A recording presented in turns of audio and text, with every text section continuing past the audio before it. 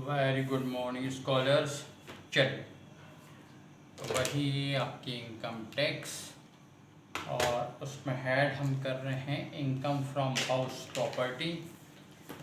और बेसिक बहुत सारी बातें समझने के बाद अब हम न्यूमेरिकल्स करने लगे। ठीक है, चलिए तो एक छोटा सा फॉर्मूला बना दिए तो आप समझते हैं ऊपर क्या लिखते हैं। Computation of taxable income from house property for the assessment year. ठीक है, ये बात तो आप अच्छी तरह से जानते हैं।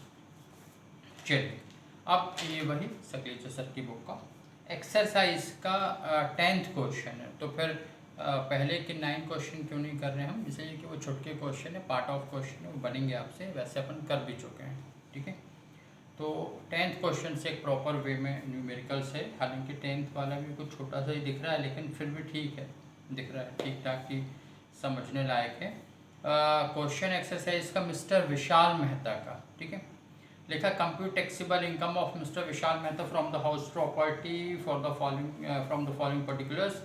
निम्नलिखित विवरण से विशाल मेहता की मकान संपत्ति से आय की गणना करें।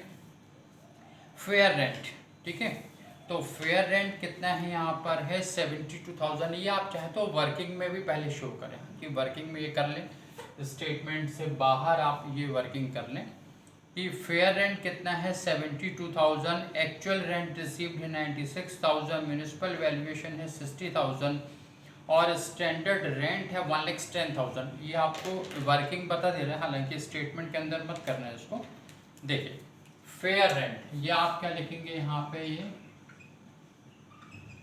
फेयर रेंट है 72,000, 72,000 रुपये। ठीक है, फिर एक्चुअल रिसीव्ड या एक्चुअल रेंट,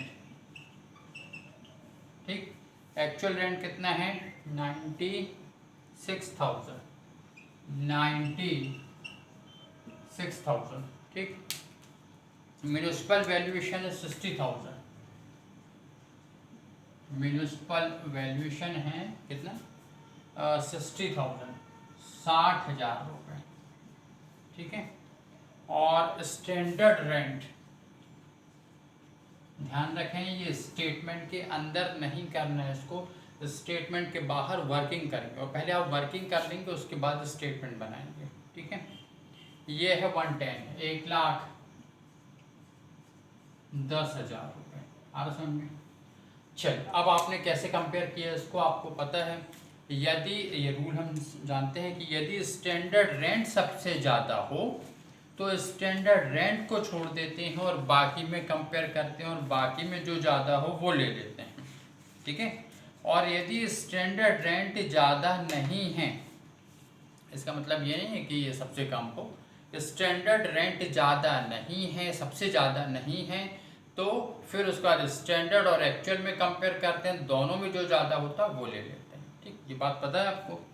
तो यहाँ पर आप देख पा रहे हैं स्टैंडर्ड रेंट सबसे ज़्यादा है तो इसे छोड़ दो और बाकी में कंपेयर कर दो, तो बाकी में कंपेयर करो तो 96,000 ये आपकी क्या कहलाएगी, ग्रॉस एनुअल वैल्यू। चलिए, तो ये हो गए आपके 96,000 क्या हो गई, ग्रॉस एनुअल वैल्यू। आ रहा समझ में। चलिए, तो ये स्टेटमेंट के बाहर आपने वर्किंग की, वर्किंग के बाद में कहानी लिखी, जैसा लिखते हैं कि as standard rent is the most amount then we leave it and compare among the rest of 3 item. चूंकि मानक किराया सबसे अधिक है इसलिए मानक किराया को छोड़ देंगे और बाकी 3 में कंपेयर कर लेंगे। एंड उसमें सबसे ज़्यादा क्या है 96,000, ये ग्रॉस एनुअल वैल्यू होगी। तो ये कहानी आपको वर्किंग में स्टेटमेंट के बाहर लिखनी है। चलिए, अब हम क्या लिखेंगे इसके अंदर, ये हम लिखने होगा gross annual value, gross annual value.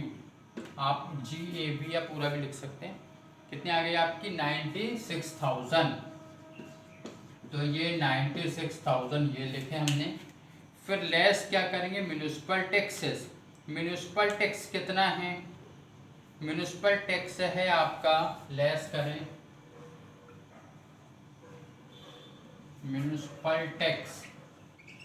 ठीक है, तो वो है 10% ऑफ म्यूनिसिपल वैल्यूएशन, ठीक है, 10% ऑफ म्यूनिसिपल वैल्यूएशन है, ठीक। चलिए, यदि सिर्फ इतना बस भी दिया है ना 10%, तो वो किसका होगा, एक्चुअल रेंट का तो होगा नहीं, किसका होगा, म्यूनिसिपल वैल्यूएशन का होगा। तो 10% ऑफ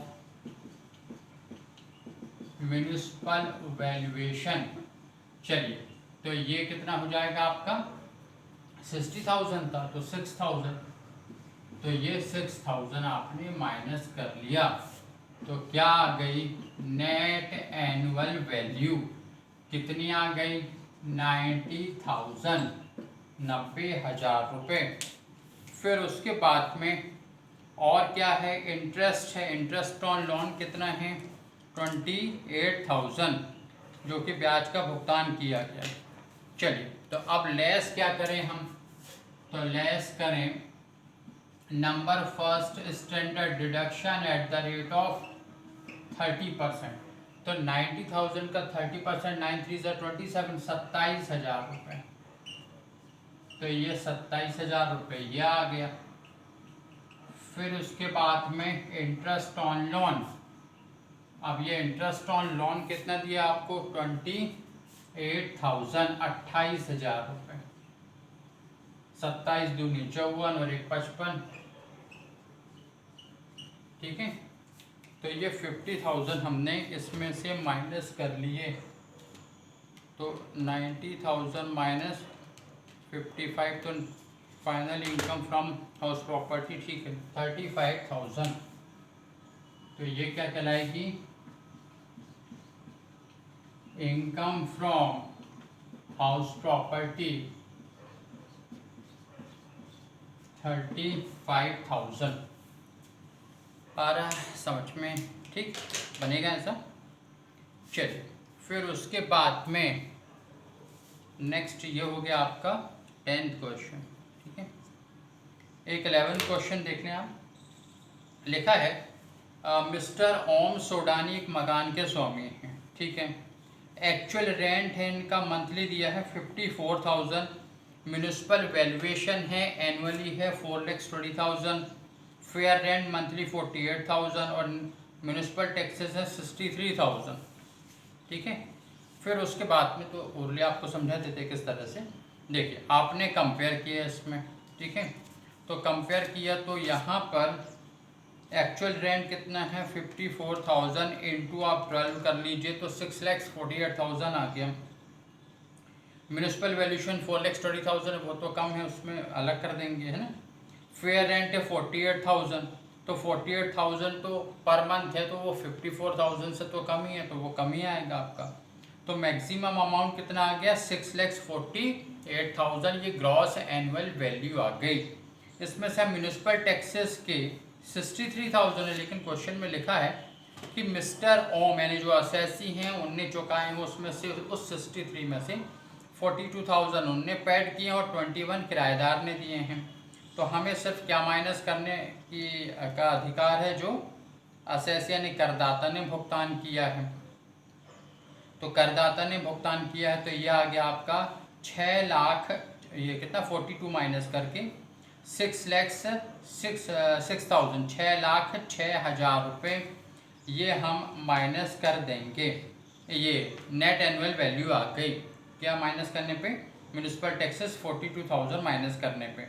अब इस 6,06,000 का 30% एसडी तो परमानेंटली देनी है, तो इसका 30% निकाल लिया, 181,800, ये माइनस कर दें तो अभी हमारे पास बच रहे हैं 4,24,200। इसमें से इंटरेस्ट ऑन लोन कितना दे रखा है, 384 कैलकुलेट करके लिखा हुआ है, तो 3,84,000 और माइनस कर दो, तो फाइनली 40200, ठीक है, यही आंसर है। 40,200 रुपये जो है वो आपकी इनकम फ्रॉम हाउस प्रॉपर्टी आ जाएगी। आ रहा समझ में। तो ये थोड़ा सा डिफरेंट क्वेश्चन है और बेसिक आपको बनता है, तो ये सब कछु नहीं रखा है, सब आसान है ना। चलिए ठीक है, बाकी सब नेक्स्ट क्लास में। ठीक, थैंक यू।